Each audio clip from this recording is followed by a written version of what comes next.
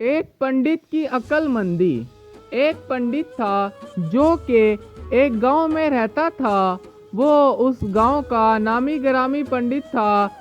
लोग बहुत दूर दूर से उस पंडित के पास आते अपने मसाइल को लेकर, और वो उनका हल उनको बताता कि इस मसले का ये हल है, इस पे अमल करोगे तो कामयाब हो जाओगे। तब उस पंडित का सिलसिला बहुत अच्छा खासा चल रहा था। कुछ दिन गुजरे के उस पंडित के पास लोगों का हजूम आना जाना सब खत्म हो गया। तब वो पंडित बड़ा परेशान, लिहाजा मजबूरी के तहत पंडित इलाकों में गांव में घूमने लग गया कि कोई ना कोई तो उसे मिल ही जाएगा।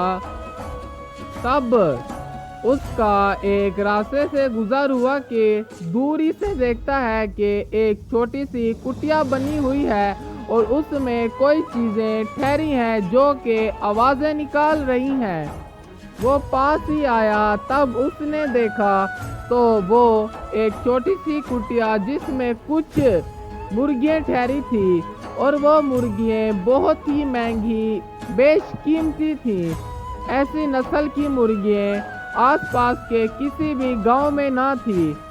पंडित ये सोच ही रहा था कि मैं इन्हें अपने साथ अपने घर ले जाऊंगा, और उसी वक्त एक जिम्मेदार वहां से गुजरा तो उसने उन मुर्गियों को देखा तो उसके मन में भी लड्डू फूट उठे कि मैं इनको अपने साथ ले जाऊंगा, क्योंकि उसके पास 300 से 400 मुर्गियां ठहरी हुई थी, मगर उनमें से कोई भी मुर्गी इन जैसी ना थी।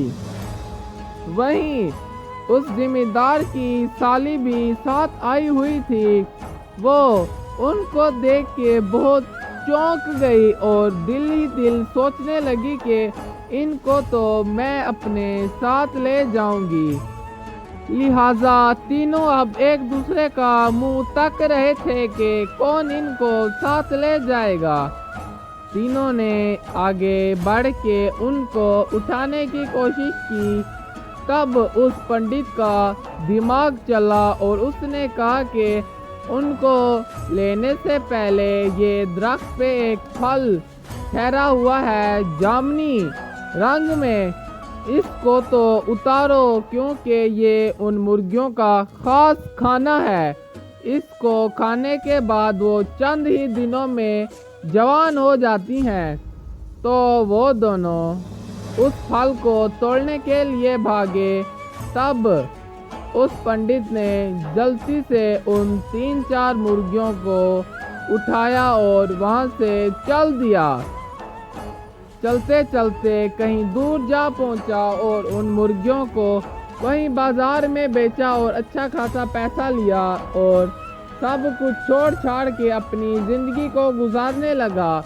और तब लोगों को पता लगा कि वो ढोंगी पंडित था। वो सिर्फ और सिर्फ लोगों से पैसे बनाता था।